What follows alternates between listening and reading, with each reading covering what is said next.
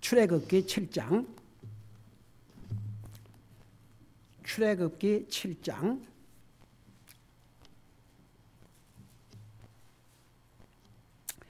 우리 1절에서 3절까지 우리 한 목소리로 읽겠습니다. 출애굽기 7장 1절에서 3절까지입니다.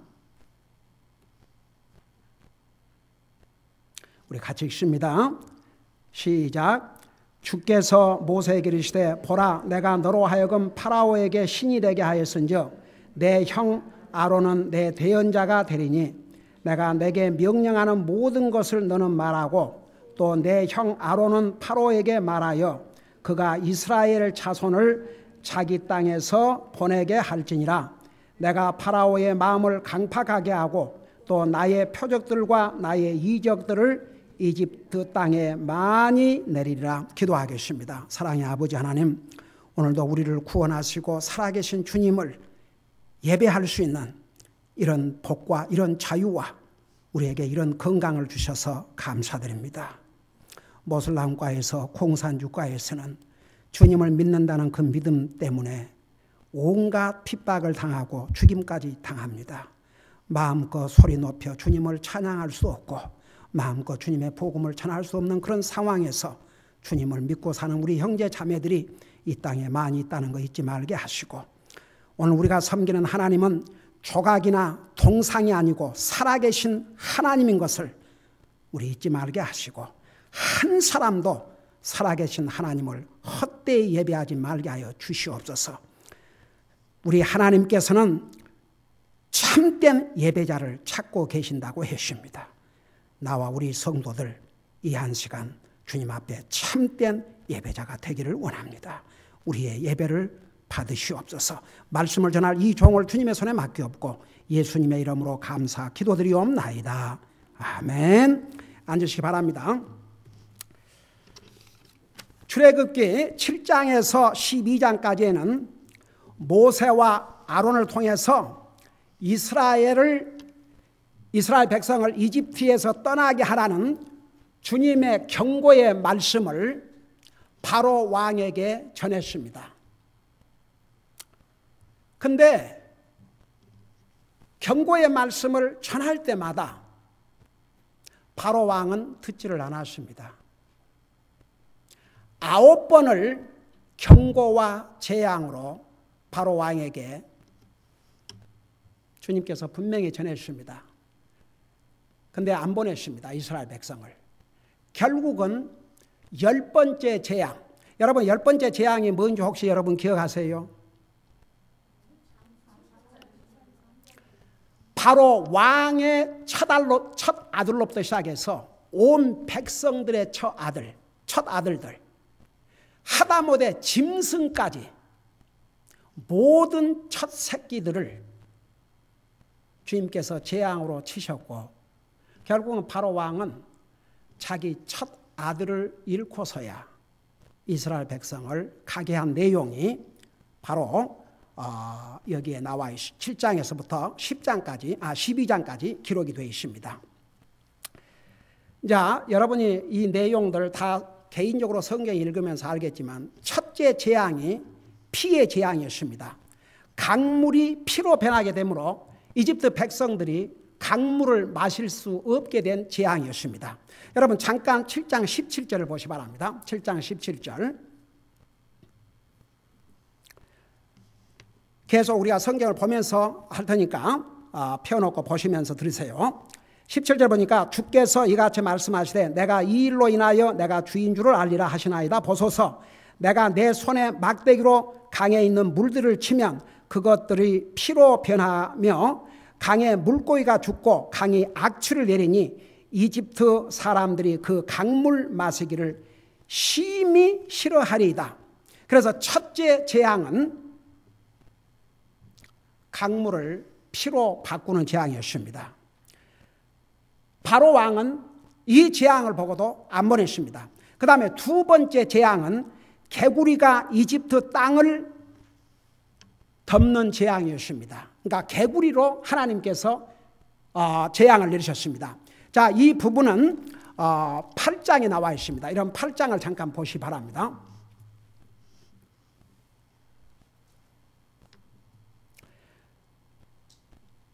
팔장에 보니까 2절 내가 읽고 설명할게요. 만일 그들이 가는 것을 내가 거부하면 보라, 내가 개구리로 내 온 지경을 치리라. 그래놓고 6절에 아론이 이집트에 물들기로 자기 손을 내밀매 개구리들이 올라와 이집트 땅을 덮으니 마술사들도 자기들의 마술로 그와 같이 행하여 이집트 땅에 개구리를 내었더라. 그래놓고 나서 13절에 보니까 주께서 11절부터 보세요. 개구리들이 왕과 왕의 집과 왕의 신하들과 왕의 백성에서 떠나 강에만 있으리다 하고 모세와 아론이 파라오를 떠나 밖으로 나가서 주께서 파라오에게 내리신 개구리들로 인해 모세가 그분께 부르짖으니라. 주께서 모세의 말대로 행하심에 개구리들이 집과 마을과 들에서 나와 죽으니. 근데 3절을 여기에 보면 강이 개구리를 풍성히 내리니 그것들이 올라와 내 집과, 지금 왕의 집을 가리켰습니다. 왕의 집과 왕의 침실과 왕의 침상이와 왕의 신하들의 집과 왕의 백성과 내 화덕과, 그러니까 요리하는 솥이죠. 솥. 화덕과 내 빵 반죽 그릇에 들어가며 개구리들이 너와 내 백성과 내 모든 신하들에게 올라오리라 하라. 여러분 보세요. 한번 생각해 봐요. 개구리가 그냥 먼데 뛰어다니는 거 구경하는 것은 괜찮지만 여러분의 집에 가득 차고 여러분의 잠자리까지 가득 차고 요리에 먹으려니까 요리에 개구로 가득 차고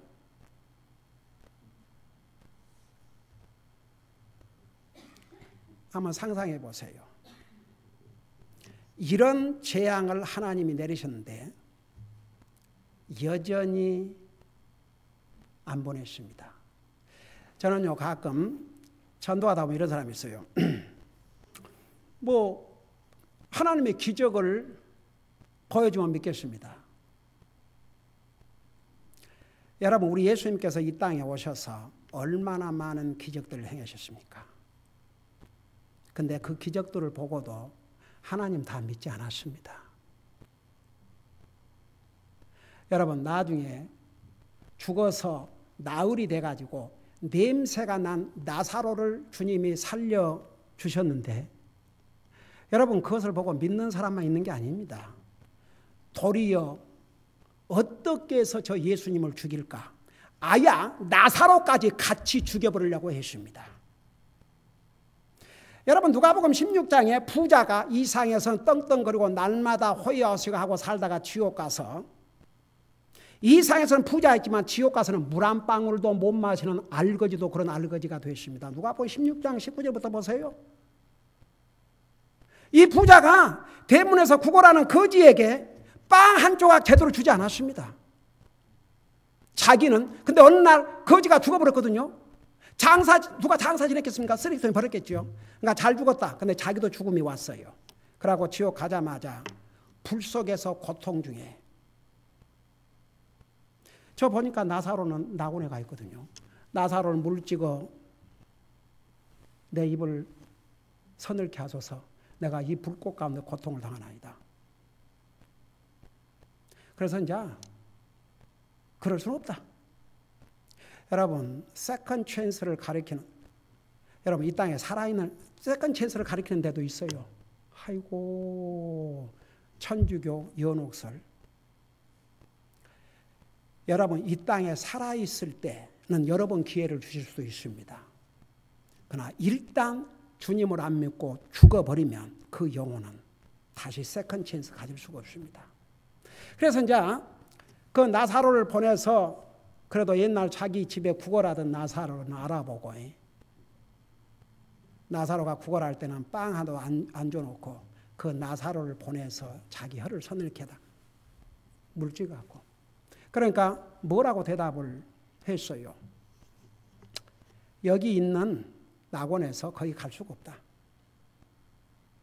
그러니까 그 부자가 뭐라 했습니까? 그러면 내 형제 5이 있으니 그들에게 나사로를 보내서 그들만큼은 이 고통받는 곳에 오지 않게 해달라고 그랬어요.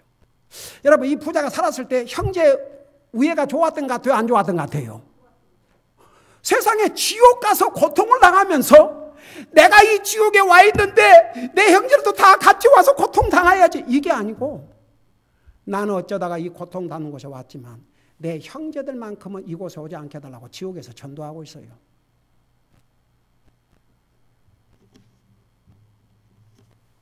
그러니까 그렇게 이제 죽은 나사로를 살려보낼 수 없다고, 그러니까 그렇게 할 수 없다고 그러니까 이렇게 얘기하지 않습니까?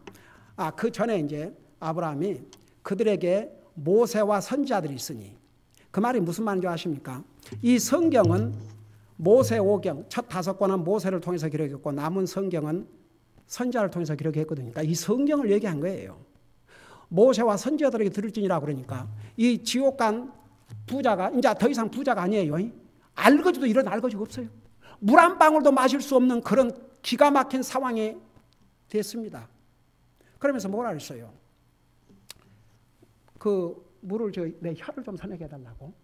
근데 이제 이 나사로를 살려보내서, 그러니까 아무리 모세와 선자의 말이 있다 할지라도 그것 갖고는 안 됩니다.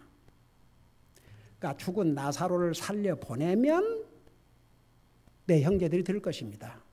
그러니까 그 답을 뭐라고 했어요, 아브라함이? 이제 예수님이 지금 하신 말씀입니다.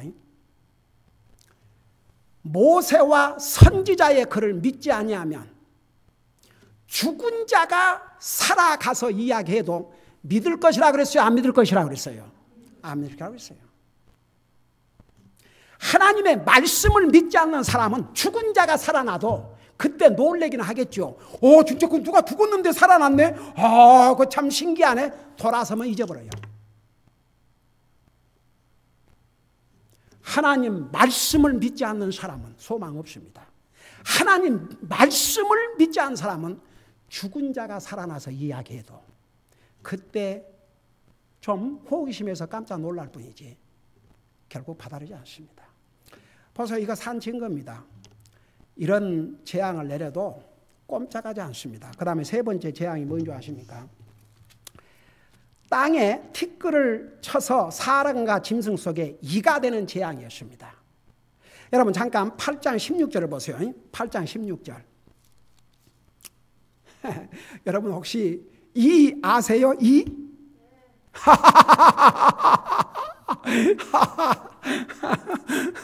이. 저 어렸을 때 기억나요. 이자 받은 거.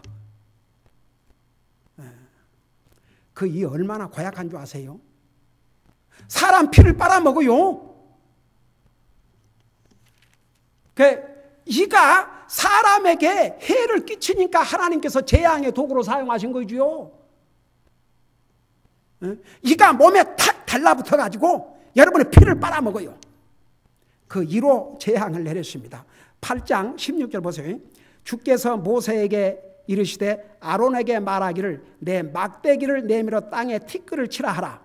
그것이 온 이집트 땅에서 이가 되리라 하시니 그들이 그대로 행하였더라. 아론이 막대기를 잡고 자기 손을 내밀어 땅에 티끌을 치매 그것이 사람과 짐승 속에서 이가 되었으니 땅에 티끌이 온 이집트 땅에서 이가 되니라. 마술사들이 자기들의 마술사라고 그와 같이 행하여 이를 내려 하였으나 하지 못하였더라.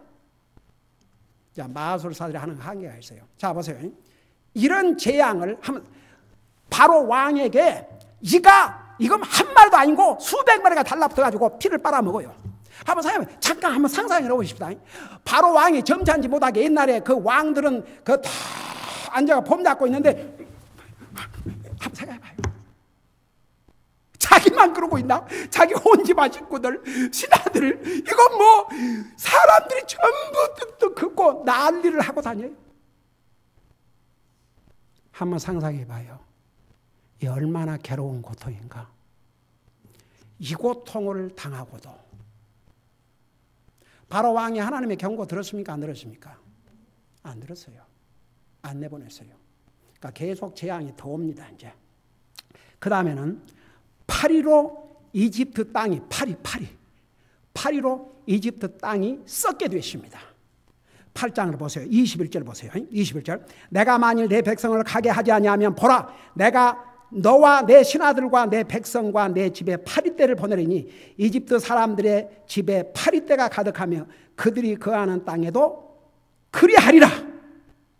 24절 보세요. 주께서 그와 같이 행하시니 극심한 파리떼가 파로의 집과 그의 신하들의 집과 온 이집트 땅에 이르렀고 파리떼로 인하여 그 땅이 부패하게 되었더라. 그 말은 땅이 완전히 썩어버렸습니다.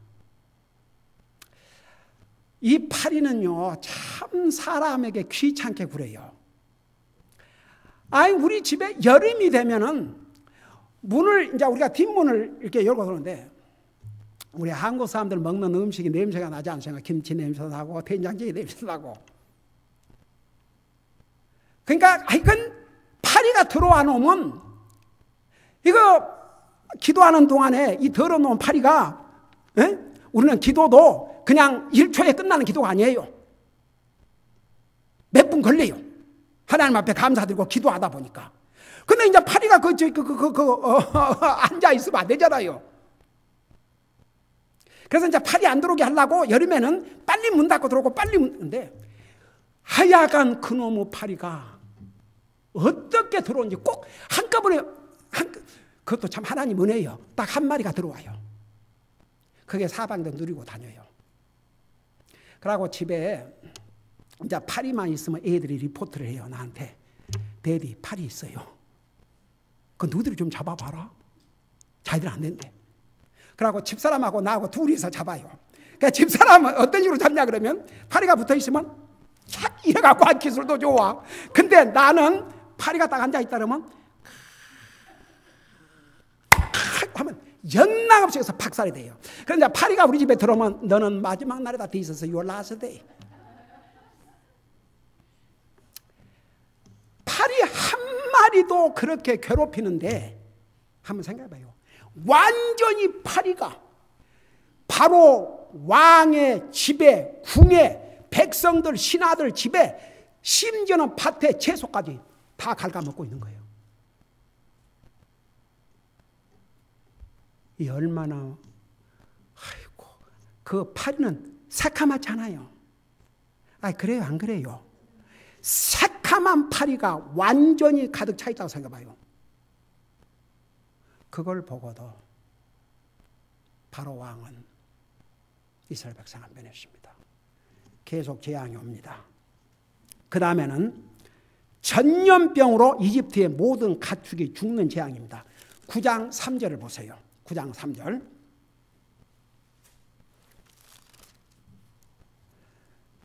9장 3절을 보니까 보라, 주의 손이 들에 있는 내 가축 곧 말과 나귀와 낙타와 소와 양들에게 임하여 매우 심한 전염병이 있으라. 또 주가 이스라엘 가축과 이집트의 가축을 분리하리니 이스라엘 자손에게 속한 모든 것 중에서는 하나도 죽지 아니하라 하시고 주께서 정해진 때를 지정하여 이르시되 주가 내일 이 땅에서 이 일을 행하라 하시더니 6절 다음 날에 주께서 그 일을 행하시매 이집트의 가축은 다 죽었으나 이스라엘 자손의 가축은 하나도 죽지 아니하니라. 여러분, 옛날나 지금이나 가축은 사람에게 고기입니다. 여러분, 고기 먹고 살아요? 안 먹고 살아요? 원래 하나님이 사람들에게 창세기 우리 공부했죠. 원래 사람에게 무엇을 먹이로 주셨어요? vegetable. 근데 하나님 은혜로 나중에는 이제 고기까지 다. 그래서 우리 고기 먹어야 돼요. 우리 집 사람은 집에 오는 여러 가지 그 쿠폰 같은 거 그런 거 오는데 어쩌다가 고기가 싼 값에 이렇게 파는 그런 쿠폰이 오면 딱 그걸 빼놨다가 그날 고기 사다가 집에서 먹어요, 한 번씩. 이게 고기가 사람에게 힘을 주는 것 같아요. 고기를 너무 안 먹으면은 힘이 없어가지고. 그러니까 가끔 잡수세요. 여러분들도 가끔 잡수되 꼭 기도하고 잡수요. 다 같이 특별히 여러분은 기도 잘하고 잡수는 줄 압니다만은 음식도요, 우리가 기도하면 하나님께서 그 음식을 어떻게 sanctified 시켜준다 그랬어요. 아주 깨끗하게 만들어준다 그랬어요. 그래, 믿는 사람은 하나님 앞에 감사하기 위해서 기도할 뿐만 아니라 우리 몸에 들어가서 진짜 우리 몸에 영향이 되도록 하나님 앞에 기도하고 먹어야 됩니다. 아이고, 구원받은 하나님의 자녀라고 하면서 음식을 놓고도 하나님 앞에 감사할 줄 모르고 먹는 데만 우리 그리스도인은 어디를 가든지 항상 하나님의 자녀로서 항상 모든 일에 감사하고 살아야 됩니다. 어제 우리 유서 바이블 스터디에서 성경에 너희는 먹든지 마시든지 무엇을 하든지 하나님의 영광을 위해서 해라. 그 성경 구절을 모르는 사람 없습니다. 근데 그 의미가 무엇이며 그걸 어떻게 프랙티스하고 사는 것은 얼마나 많은 사람이 할까 참 의심이 가요. 주님이 먹든지 마시든지 무엇을 하든지 하나님 영광이라서 그거 어떻게 합니까? 저는 답을 얻었어요. 하나님 앞에 감사함으로. 여러분이 먹든지 마시든지 무엇을 하든지 하나님 앞에 감사하면 그로 인해서 하나님 영광을 받으십니다. 저는 저희 어머님이 물을 다 받으셔갖고 얼마나 하나님 앞에 간절히 기도하는지 저는 제 어머님에게 배웠습니다. 우리가 깨끗한 물을 먹고 산다는 거 얼마나 하나님의 은혜입니까? 여러분, 마시는 것의 대표가 물입니다. 그 너는 먹든지 마시든지 이 좋은 물을 먹으면서 하나님 앞에 감사하지 않는다. 그럼 어떻게 하나님 앞에 영광을 돌리는데요? 먹든지 마시든지 무엇하든지 이제는 말로만 관념적으로 그냥 그걸 아는 것으로 끝나지 말고 우리의 삶에서 프랙티스하고 살아야 됩니다. 조그마한 것 같지만 하나님은 조그마한 것에 우리가 어떻게 하는지 그걸 보십니다. 작은 일에 충성된 자는 큰 일에도 충성되고 작은 일에 불의한 자는 큰 것에도 불의하다고 그러십니다. 그러니까 보세요. 자, 전염병으로 가축이 다 죽어버렸어요. 고기를 먹어야 되는데 이제 고기를 먹을 수 없게 돼서 가축이 다 죽어버렸으니 이런 재앙을 당하고도 바로 왕이 보냈어요? 안 보냈어요? 안 보냈어요. 재앙은 계속됩니다. 그 다음 재앙이 뭐인가? 이제 사람과 짐승에게 종기가 생기게 하는 재앙입니다. 9장 8절을 보세요. 9장 8절. 자, 9장 8절. 거기 보니까 주께서 모세와 아론에게 이르시되 너희는 화로에서 제 두 옴금을 취하고 모세가 파로의 눈앞에서 하늘을 향하여 그것을 뿌리라. 그 재가 온 이집트 땅에서 작은 티끌이 되어 온 이집트 땅에서 사람과 짐승에게 물집을 내며 터지는 종기가 되리라 하시매 그들이 화로의 재를 취해 파라오 앞에 서서 모세가 하늘을 향하여 그것을 뿌리니 그것이 사람과 짐승에게 물집을 내며 터지는 종기가 되니라. 이 종기로 인하여 마술사들이 모세 앞에 서지 못하니 이는 종기가 마술사들과 온 이집트 사람들에게 생겼기 때문이라. 제가 이 마술사에 대해서는 따로 얘기를 할 테니까 그래서 그냥 지나가세요. 자, 보세요. 여러분, 사람에게 종기가 생겨가지고 종기가 생기면 얼마나 아프고 가렵고 얼마나 힘듭니까?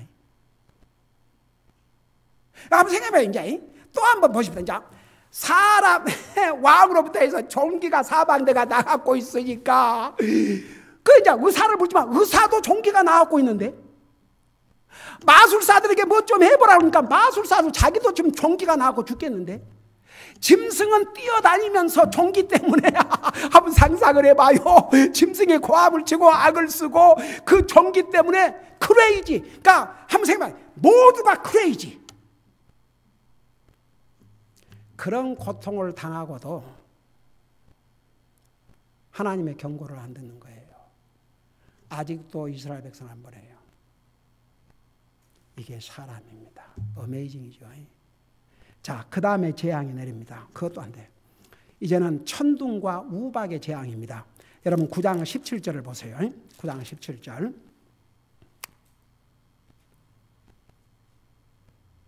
18절부터 보십시다. 보라, 내일 이맘때에 내가 심한 우박을 내리니 이집트가 창건된 이래로 지금까지 이집트에 구와 같은 것이 있지 아니하였노라. 그러므로 이제 사람을 보내어 내 가축과 들에 있는 내 소유를 다 모으라. 사람이나 짐승이나 들에 있어서 집으로 들어오지 않을 것들 위에 우박이 내려 그것들을 죽게 하리라 하시니라. 파라오의 신하들 가운데 주의 말씀을 두려워하는 자는 자기 종들과 가축을 피하게 하여 집으로 들여보냈으나 주의 말씀에 관심을 두지 않은 자는 자기 종들과 가축을 들에 그대로 두었더라. 23절 모세가 하늘을 향하여 자기 막대를 내밀매 주께서 천둥과 우박을 내리시니 불이 땅 위에서 달려나가더라. 주께서 이집트 땅에 위에 우박을 내리시니 이에 우박과 또 그 우박과 섞인 불이 심히 맹렬히 떨어지며 이집트가 국가가 된 이래로 온 이집트 땅에 구와 같은 것이 없었더라. 우박이 이집트 온 땅에서 사람과 짐승을 막론하고 들에 있던 모든 것을 쳤으며 우박이 또 들의 모든 채소를 치고 들의 모든 나무를 꺾었다고 했습니다. 여러분, 그 사람은 고기만 먹고 사는 게 아니지 않습니까? 들의 곡식을 먹고 살아야 되는데 천둥과 우박으로 곡식들이 다 망가져 버렸습니다. 그런 재앙을 보고도 아직도 안 보냅니다. 제가 왜 계속 이 재앙을, 여러분들도 알아요. 얘기한 줄 아세요? 오늘 우리에게 주신 교훈 하나를 여러분들에게 전하기 위해서. 그 다음에 보세요. 그래도 안 보냈어요. 그 다음에는 메뚜기 재앙입니다. 10장 12절 15절. 10장 12절에서부터 보면 주께서 모세에게 이르시되 내 손을 이집트 땅 위에 내밀어 메뚜기들을 데려오고 그것들의 이집트 땅에 올라오게 하여 그 땅의 모든 채소 곧 우박이 남겨놓은 모든 것을 먹게 하라 하시니라. 모세가 이집트 땅 위에 자기의 막대기를 내밀매 주께서 그 땅에 동풍을 가져오사 온 낮과 온 밤에 불게 하시니 아침이 되어 동풍이 메뚜기들을 몰아오매 메뚜기들이 이집트 온 땅에 이르러 이집트의 온 지경 내에 머물며 그들을 심히 괴롭게 하였더라. 그런 메뚜기들은 그것들 전에도 없었고 그것들 후에도 없을 그런 것이니 메뚜기들이 온 지면을 덮으며 땅이 어둡게 되었더라. 또 그것들이 그 땅의 모든 채소와 우박이 남겨놓은 나무들의 모든 열매를 먹었으므로 이집트 온 땅에 있는 나무나 들의 채소 중에서 푸른 것은 하나도 남지 아니하였더라. 이제 백성들이 굶어 죽게 됐습니다. 바로가 보냈어요, 안 보냈어요? 여전히 안 보냅니다. 이 정도 되면요, 그 보내는 것이 지혜롭지 않습니까? 근데 아직도 안 보내요. 자, 두 가지 재앙이 남았습니다. 10장 21절에서 23절입니다. 21절 보세요. 주께서 모세에게 이르시되 하늘을 향하여 내 손을 내밀어 이집트 땅 위 어둠이 있게 하되 감촉으로 느낄 수 있는 어둠이 있게 하라 하시니 모세가 하늘을 향하여 자기 손을 내밀매 캄캄한 어둠이 사흘 동안 온 이집트 땅에 있으므로 그들이 사흘 동안 서로를 보지 못하며 아무도 자기 처소에서 일어나지 못하되 온 이스라엘 자손이 거하는 곳에는 빛이 있었더라. 자, 여러분 보세요. 하나님께서 우리에게 24시간을 주셔서 밤은 8시간, 낮도 8시간, 낮이 더 많네. 뭐 거의 12시간, 12시간이지. 근데 어떻든 간에 그래도 밤과 낮을 주셔가지고 밤에는 자게 해주시고 낮에는 활동하게 해주시고. 근데 한번 보세요. 3일 동안 그 당시에 전기시대가 아닙니다. 전기시대가 3일 동안 완전히 캄캄한 어두움이 계속된다고 생각해 보세요. 두려운 일입니까? 두려운 일이 아닙니까? 두려운 일이죠. 근데도 바로 안 보냈어요. 자, 마지막 재앙. 여러분 잠깐 11장 4절 5절을 보세요. 11장 4절 5절.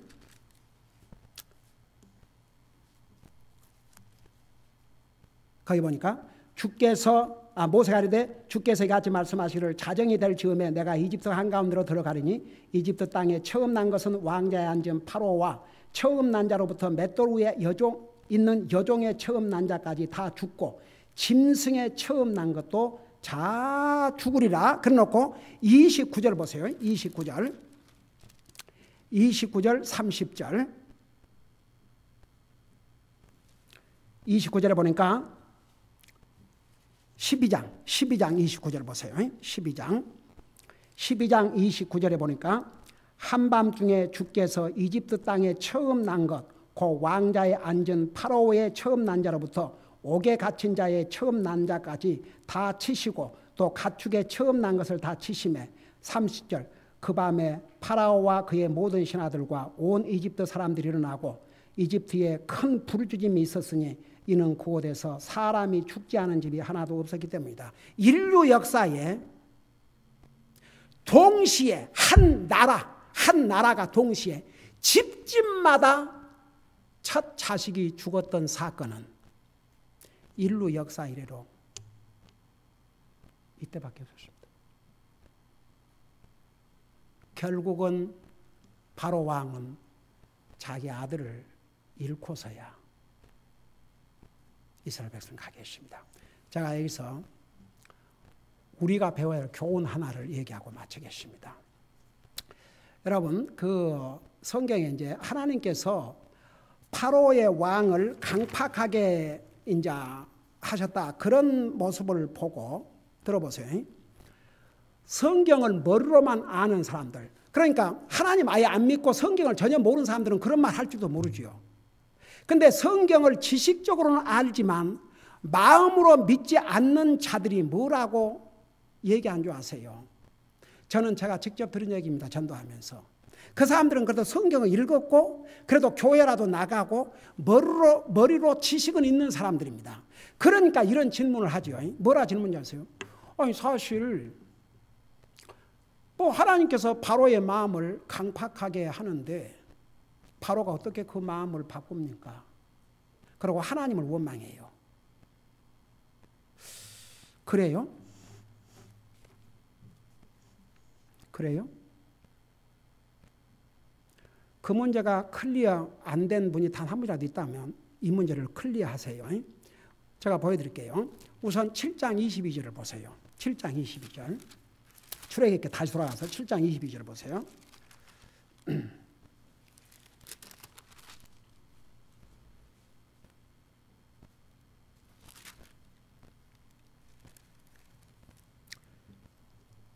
우선 그 지난번에 5장 배울 때 얘기했죠. 처음으로 그 모세와 아론이 바로에게 얘기했을 때 바로의 반응이 어땠어요? 이렇게 얘기했지 않습니까? 여러분 지난번에 자세히 배웠죠. 주님이 누군데 내가 그 말을 듣고 이스라엘 백성을 가게 하겠느냐? 완전히 하나님을 무시해버렸습니다. 주가 누구기에? 하나님이 누구기에? 그리고 난 다음에 7장 22절을 봐요. 7장 22절에 여기 뭐라 하십니까? 이집트의 마술들도 자기들의 마술로 그와 같이 행함으로 파라오의 마음이 강팍해져서 그가 그들의 말에 귀를 기울이지 아니하니 주께서 말씀하신 것 같았더라. 여러분, 하나님께서 바로가 자기 마음을 강팍하게 할 것을 이미 아셨어요? 모르셨어요? 하나님이 어떤 사람은 구원을 받고 어떤 사람은 구원받지 못할 것을 하나님 미리 아셔요? 안 아셔요? 그럼 하나님이 미리 아신다고 해서 그 사람을 구원 못 받게 하셔요? 하나님은 인류의 구원을 위해서 주님이 자기 생명을 줬어요.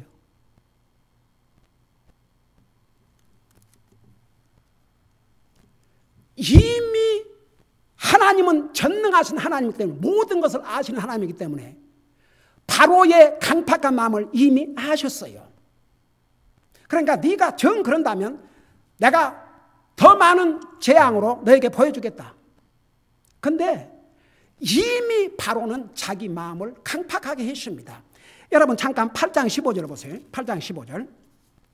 바로 그 옆에 8장 15절을 보면 그러나 잠시 연기된 것을 볼 때에 파라오가 뭐라고 그랬어요? 자기 마음을 강팍하게 하여. 바로 자신이 자기 마음을 강팍하게 했습니다. 그 다음에 보세요. 32절을 보세요. 똑같은 8장 32절을 보세요. 8장 32절을 보니까 뭘 알았어요? 파라오가 이때에도 자기 마음을 강팍하게 하여 그랬어요. 자, 하나를 더 봐요. 9장 7절을 보세요. 9장 7절에 보니까 파라오가 사람을 보내니 보라 이스라엘 사람들의 가축은 하나도 죽지 아니했더라. 파라오의 마음이 강팍해져서 자기 백성을 가게 하지 아니하니라. 자, 오늘 우리가 꼭 잊지 말고 배워야 될, 여기서 배워야 될 교훈이 뭐냐? 하나님은 심판 전에 경고의 메시지를 주십니다.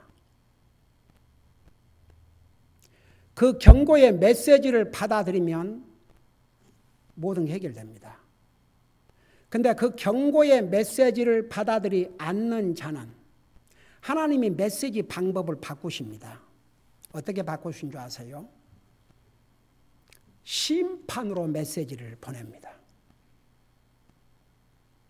하나님은요, 자비로운 하나님이셔서 한 번도 심판 전에 기회를 안 주시고 하신 적이 없습니다. 제가 잠깐 몇 가지만 예를 드리고 마칠게요. 우리 인류 역사를 더듬어 보십시다. 아담 이브에게 동산의 모든 실과는 네 마음대로 먹되 선악을 알게 하는 나무에서 나는 열매는 먹지 말라 그러십니다. 그리고 그 결과까지 미리 알려주십니다. 하나님께서 그 먹고 나니까 아담 이브가 먹고 나니까 너는 이제 죽어 그걸 안 했습니다. 미리 알려주셨습니다. 그런데도 결국은 불순종했습니다. 그 다음에는 자기들만 죽는 게 아니고 인류를 죽음으로 몰아넣는 심판으로 하나님께서 메시지를 보내셨습니다. 사울 왕 하나님께서 경고의 메시지를 보내십니다. 안 들었습니다. 결국은 심판으로 메시지를 보내셨습니다.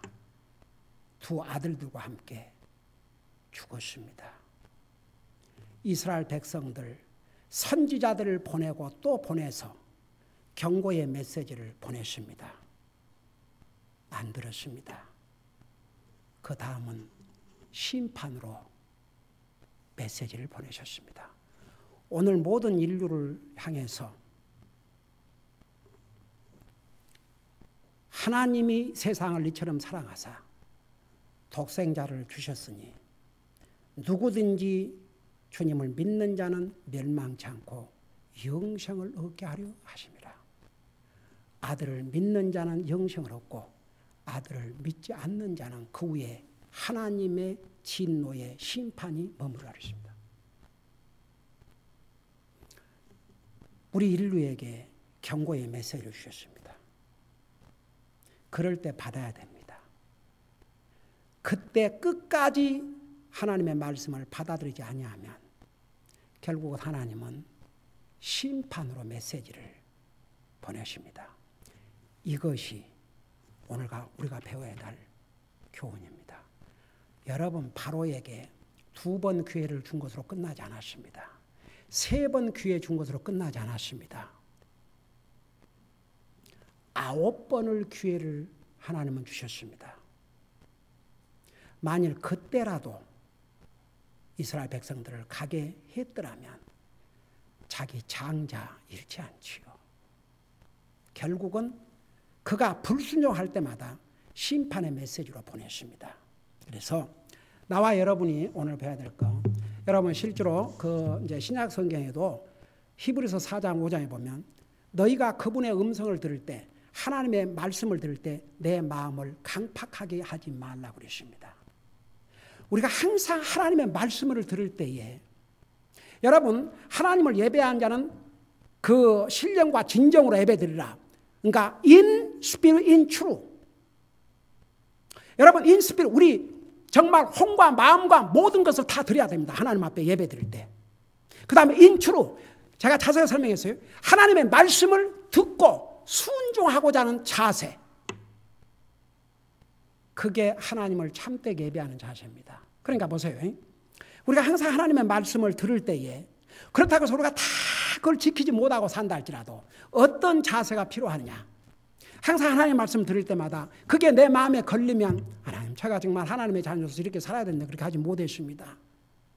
지금 저를 불쌍히 여겨 주시옵소서. 그런 자세로 받아야지. 하나님의 말씀을 들을 때 내 마음을 강팍하게 해서 자기 마음에 걸리니까 그걸 안 받으려고 해봐요. 그러면 하나님이 더 강한 메시지를 다른 방법으로 보낼 수도 있습니다.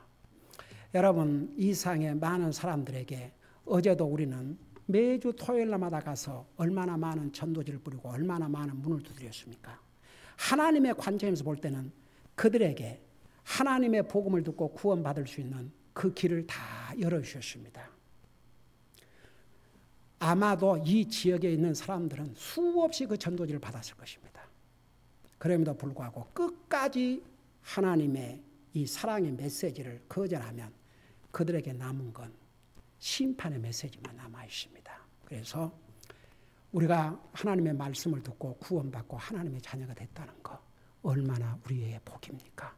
항상 우리는 하나님 말씀을 들을 때에 우리의 마음을 강팍하게 하지 말고 겸손한 마음으로 하나님 말씀을 듣고 또 그 말씀에 순종하고자 하는 자세로 살 때에 우리는 하나님을 기쁘게 드리고 우리 자신이 복된 삶을 살게 됩니다. 이 세상에 하나님의 말씀을 다 순종해서 하려고 할 사람 한 사람도 없습니다. 그러나 우리의 자세, 우리의 에티튜드, 내가 못할지라도 하나님, 제가 이 말씀대로 살지 못한 거 부끄럽습니다. 그래도 하나님의 자녀답게 살게 해주세요. 우리가 그런 자세를 가지고 살면 그 자체가 우리 주님을 기쁘게 드리는 자세입니다. 자녀들이 어디 100% 다 잘해서 부모를 기쁘게 합니까? 예를 들어 자녀들이 뭔가 이렇게 잘못, 이게 뭔가 부모가 볼 때 이래서는 안 되겠다 싶어서 이제 데리고 앉아서 얘기를 한다 책망하면 엄마 아빠 잘못했어. 앞으로 노력할게. 나중에 또 잘못할지라도 그런 자세를 가질 때 얼마나 사랑스럽고 귀하겠습니까? 그래서 정말 우리는 항상 바로 보세요. 그래 결국은 멸망했습니다. 우리는 항상 하나님의 말씀을 들을 때마다 우리의 마음을 강팍하게 하지 말고 이런 말씀 오늘도 주셔서 감사드립니다. 그런 자세로 기쁨으로 받고 우리가 그 말씀 우리의 삶에 적용하고 살려고 하면 이보다 복된 삶. 여러분 결국은 우리가 주님을 기쁘게 드리는 삶을 살아야 우리에게도 기쁨이 됩니다. 기도하십시다. 오늘 이 말씀을 생각하면서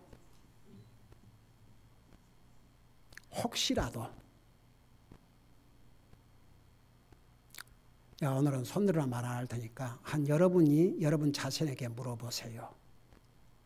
나는 정말 주님을 내 마음속에 영접하고 구원받은 하나님의 자녀요.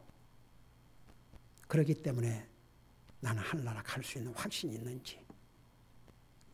또 우리가 정말 예수님을 믿고 구원받은 하나님의 자녀가 되었지만 혹시라도 하나님 말씀을 들을 때 내가 듣고 싶은 내용만 듣기를 원하는 마음을 가질 때는 없는가? 혹은 내 마음에 내가 그 듣기가 거북스러운 하나님 말씀을 하면은 그 말씀을 받아들이려고 하지 않을 때는 없었는가? 항상 우리의 마음의 그 상태를 체크하고 살아야 됩니다. 하나님 말씀을 들을 때는 항상 온유한 심정으로 받아들이고 그 말씀을 순종하고자 하는 그런 자세를 갖는 게 하나님 앞에 바른 자세입니다. 오늘 이 말씀을 생각하면서 여러분 하나님 앞에 간절히 기도하는 시간을 갖겠습니다. 혹시라도 우리 가운데 아직도 주님을 내 마음속에 영접하지 못했습니다. 저는 하려고 확신이 없습니다. 이런 분들은 이 시간을 통해서 정말 주님을 마음에 영접해야 됩니다. 주님을 내가 영접해야 주님이 오십니다. 강제로 오지 않습니다. 구원받은 하나님의 자녀들은 내 삶과 하나님 말씀과의 관계를 한번 보시기 바랍니다. 정말 나는 하나님의 말씀을 사랑하고 하나님 말씀을 듣기를 좋아하고 하나님 말씀을 읽기를 좋아하고 정말 그 하나님 말씀이라면 어떤 것도 기쁨으로 받겠습니다. 이런 자세인지 이걸 생각하면서 항상 하나님의 말씀을 기쁨으로 받을 수 있는 그런 마음의 자세를 갖게 해주세요. 이렇게 하나님 앞에 간절히 기도하는 시간을 갖겠습니다. 기도하겠습니다.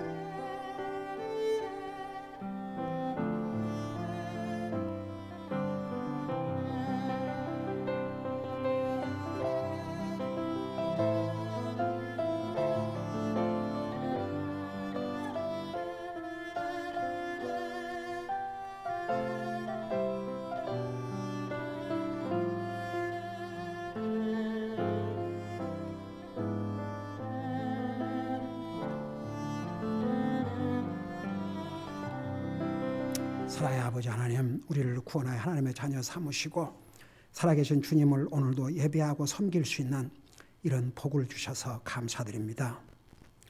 바로 왕은 9번의 하나님께서 주신 경고를 듣고도 그의 마음을 강팍하게 하여 그 경고를 듣지를 않았습니다. 결국은 아들이 죽는 심판의 메시지를 받고서야 이스라엘 백성들을 가게 했습니다. 애굽 나라는 멸망 직전에 왔었습니다. 우리 아버지 하나님, 오늘 우리에게 주신 이 교훈, 항상 우리가 하나님의 말씀을 들을 때에 순간이라도 우리의 마음이 강팍해지지 않게 하시고 기쁨으로 하나님의 말씀을 듣고 우리가 그 말씀에 순종하고 또 우리의 삶에 적용하려고 할 때에 우리의 삶은 주님을 기쁘게 드리고 우리 자신에게 복이 될 줄로 믿습니다. 항상 그런 마음의 자세를 가지고 주님의 말씀을 사랑하고 주님의 말씀을 읽고 듣게 하시고 항상 보이지 않는 하나님과의 그 관계를 내 눈으로 보고 읽고 들을 수 있는 하나님의 말씀과의 관계로부터 항상 바로하고 살게 하여 주시옵소서. 감사합니다. 사랑합니다. 예수님의 이름으로 감사 기도하옵나이다. 아멘.